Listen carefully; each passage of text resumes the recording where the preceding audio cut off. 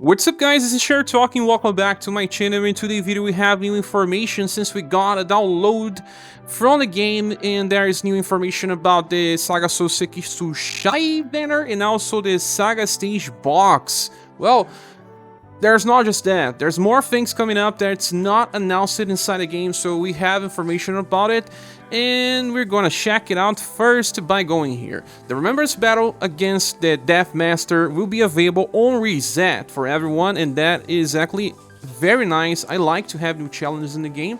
This one, you can attack with roll or AoE attacks, and Death Master will summon minions. I will be playing on live stream and making dedicated videos to fight.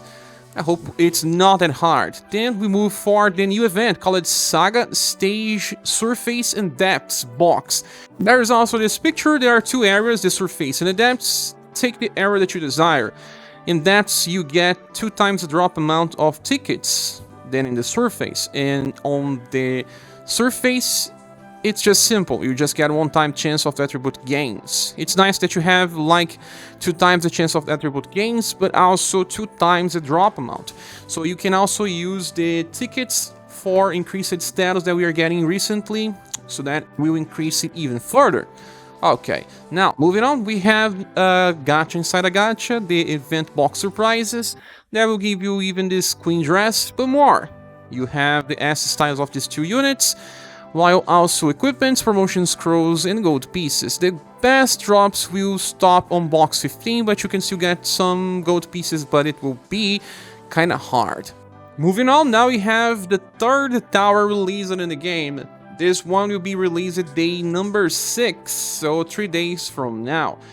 The first was the normal world tower, then we got more stages up to 300. We did get another Pandemonium tower that was 200 based on SaGa Scarlet Grace, and now we are getting Pandemonium of Inheritance Melee. This is the 3rd version, and as you can see there will be plenty of rewards, especially gems. Moving on, we have the information about the drops. We will be getting books, gold pieces, platinum tickets, and the like. See? And it also says that this tower will not be just now, it will probably return in the future, so if you cannot claim it to the end, you have other chances in the future. And as soon as you reach stage 101, you're probably going to face the same enemies again. It's a repetition of the first 100 floors, but with the enemies being stronger. That's actually pretty nice, and as you can see, there are the Romancing Saga 2-7 heroes in the background. Maybe they will be some of the hardest challenges, and you can start from stage 100 by beating the enemy, and then you don't need to claim 100 stages. You can start on 101, get all the rewards that you should be getting by doing manually the other stages, and just go for the hard challenges. That saves plenty of time. I suspect there will be 200 stages, maybe 300, I don't know, but there will be plenty of rewards, and I'm going to start on the hard stages and make guides and do live streams as well. But that is only on day number 6. Okay, so next up we have the information about the 3 new characters from the SaGa Soul banner, Sekishusai, Sparrow, and Aries. And now we are going to look on Sekishusai. He is just an old man, as he says, but the art indicates a martial artist, but he's actually a great sword user that is a specialist on counter. His STR is not bad, could have been better, but doesn't matter too much. His endurance and will are actually pretty high, and all other status kind of suffer from this. Bad at dexterity, bad agility, but then he buffs his endurance and will on the start of a turn, and he just gets more defensive. Not just that, the buff is 15%, he gets a down stance, this will stack, and he also got in global increase to his OD gauge. By getting taunt, that means that he's going to get more attack. If he gets more attack, he builds up more OD gauge, the passive already gives more, and because of that he gets to use this second passive with a free jolting slash every time he triggers overdrive. That is actually part of his mechanic. This is an amplifier for non-node skill that is pretty nice because of the lightning damage. It's still pretty hard in this game. He also starts the fight with 12 VP and has high overtension that increases damage a lot when you are on overdrive. He wants that because, yeah, he can trigger this free attack. You're going to wait a little to use Sekishusai on fights because his best attack is a 4S attack with 85 mod. And lightning and slash damage, just like Jolting Slash. So if you can get to turn 3 into overdrive, you can use Jolting Slash X for very high damage and then get the free Jolting Slash Plus by triggering overdrive. The damage is gonna be pretty impressive, but it's locked on turn 3 and beyond. You hardly will ever see any character on overdrive on turn 2, for example. But between this, he's just going to use this Thunderblade Chidori. I wish it had some sort of STR buff, because he doesn't have any type of STR buff. He's just buffing his own resistance, so there's that. The second skill is Disarm, so it's a counter stance that evades the attack and counters with a power that has a chance to debuff SDR. This intelligence is not that high, this is not that good, it's just an inferior version of the last version of Boston from iToken's banner. He's much better on doing this, so I guess the main gameplay will be Jolting Slash most of the time, but if you didn't get that version of Boston, Disarm is going to help you.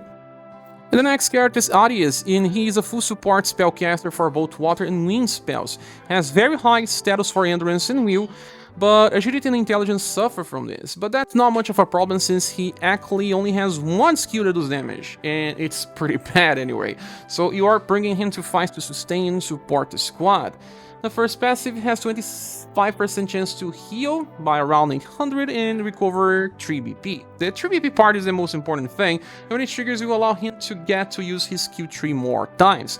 Close Quarters is a very old skill that we got in the past that gives 37% chance to trigger an attack boost. Then it will increase damage by 10%, barely matters, but a defense boost that reduces damage by 15%. That is actually the most interesting part, but not reliable anyway.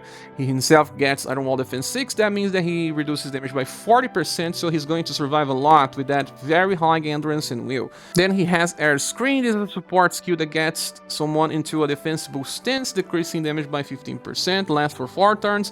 It's pretty strange because there's only one character. Maybe if you are using a counter strategist and then you want to increase the resistance of that specific character, well, defense boost is also stacked, so it won't clash with things like Guard Up. Then Blades of Wind is the attack that deals damage, and it's pretty terrible, only the power, but recovers his BP by 3 points that will be free in the end, right? So you are just using this when you don't have anything better to use. But the most interesting skill is Missile Shield. This one is support and fast and will be giving you Guard Up medium to the squad, decreasing damage by 25, but 2 other effects. Decreases all blunt damage by 35 and all pierce damage by 35 too. All of these things will only last for 1 turn. That is a problem because, well, you cannot use this all the time, but that is pretty similar to, well, Sparrow effect with her skill number 3 too, but that version deals damage, this one doesn't, and he only gets 3 EP per turn, she gets 5 as a guarantee, he needs to rely on Revitalize 3, so this one may or may not be useful depending on the situations, but I don't think it's game changing at all. It is just an extra if you get this character and there's a event where the enemy deals both pierce and blunt attacks, and if the attack itself has both attributes, it will decrease it even further. So this character is pretty strange and unique, very niche and not important anyway. And the last one is Sparrow. This one is a bow user, and we lack bow users in this game.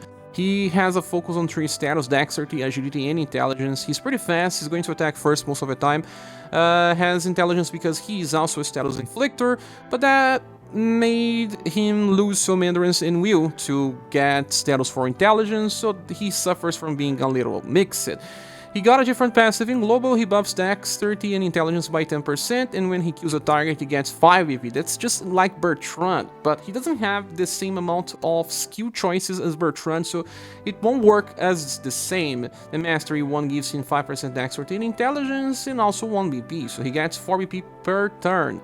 And then there's Fired Up 6. This character is good because of buffing, but I wish it was a defensive status instead of intelligence, like Dexterity and End or Dexterity and Will, so I could choose him to use in some fights. Then for skills we get an attack that debuffs agility and inflicts paralyze with high chance. He gets pretty high intelligence, he's actually one of the best ones to do this, and because you are decreasing the agility, even if you are failing, you are probably applying something.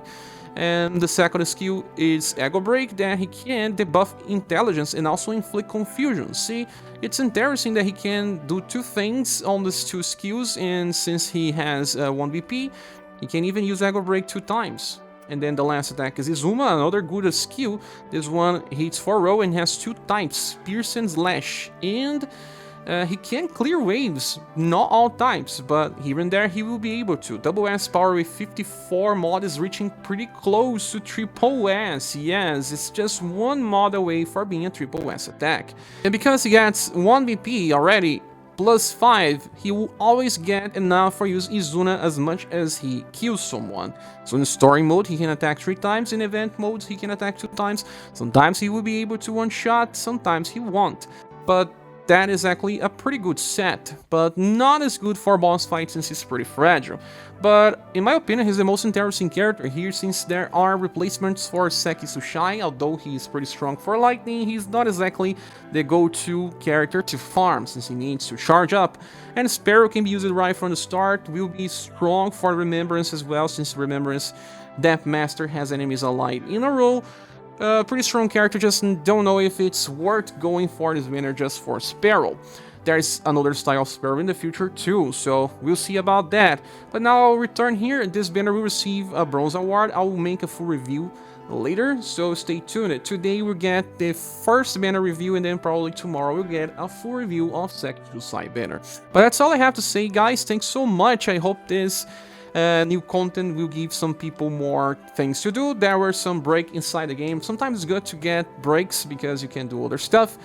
But now we'll have plenty of content, right? Hope to see you soon in the next video. Bye.